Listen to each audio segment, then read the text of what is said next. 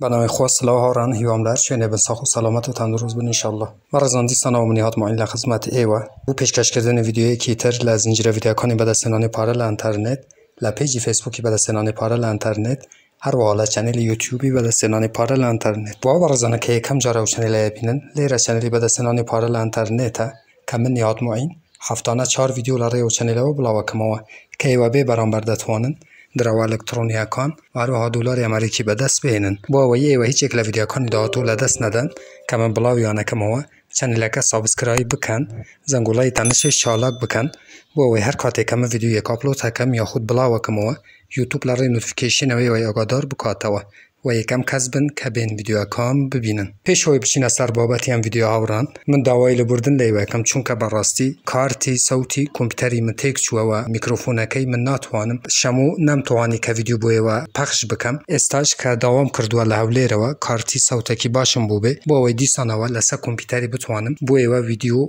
بلاو بکم و رکوردی استاش گردنگی زوره عزیزان چون که من به موبایل و به تجهیزات او ویدیوی درست کم چون که ویدیوی که زور گرینگه ویستم بوی و درست بکم انشالله سباینه من دیسانه و به کامپیوتر و هر و به جهازی باش ویدیو کان درست کم اگر هم ویدیو که شی هبه دوای لبردن لهمو تا نکم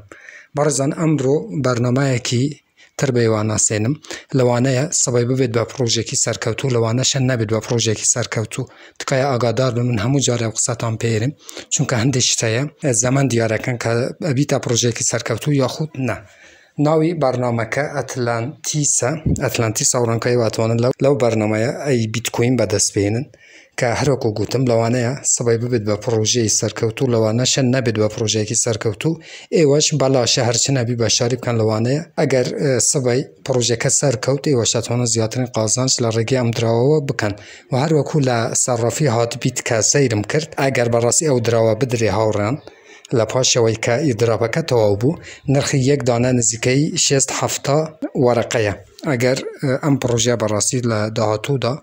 ببید بس سرکوتو پروژه که سرکوتو و دراوتان که به دستی دینم بتان داته براستی شتیکی باش دبید لیرانه من لینکی کم لجیرم ویدیوی دانه ولی دسکریپشن یوتیوب کاتی که و کلیک لسن لینک که کنده نو صفحه لیرانه ناوک لبوشای کم لبوشای دوام ایمیلک که خودی برزانم لبوشای سوام پسورد وشین هنی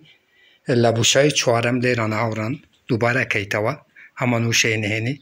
لیرانه پرسونال اکانتیا کمپانی اکانتیا جنابت یکم هل بجره چوکا شخصیه و هر وحال لیرانش کدی رفرال لکه هیچی ناوه بخوی اتوماتیک لیرانش لکدی رفرال لکه بخو اتوماتیکن داخل به کاتی که کلیک لسلینک که یکن و ام نویسینه لم بوشای پرکی و دواتر ساین اپاکی چون که من پیش نانوسینم کردوه ببورن هاوران من با عجله من ویدیوی درسته کم چون که براستی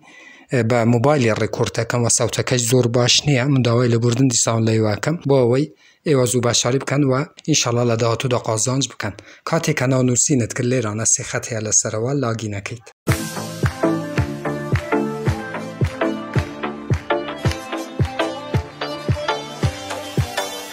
او ایمیلی که نانوسینت کردو برزام لیرانه داخل کی و وشنهنیه که بوی و هاوران وشنهنیه که لبیرم چو وشنهنیه که تبیل 12 وشی پیک بی و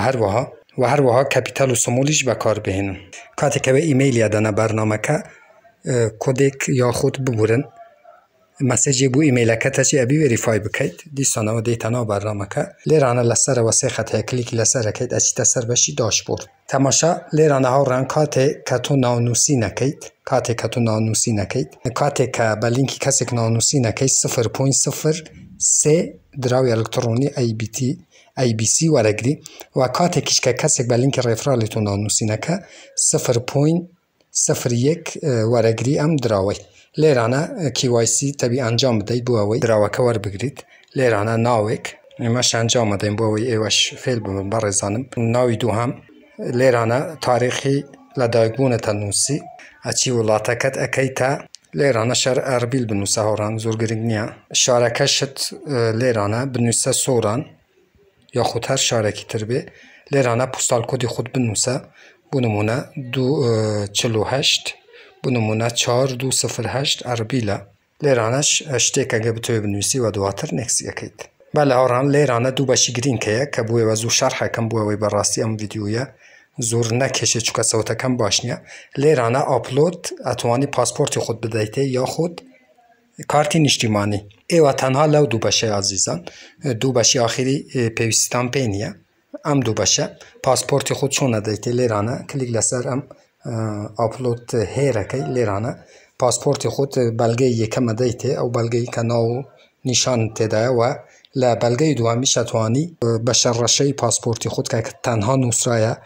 جمهوریت العراق لیرانه او دوینه آپلود هکی و دواتر KYC اکد تو دبی و ماوی 48 ساعت KYC اکد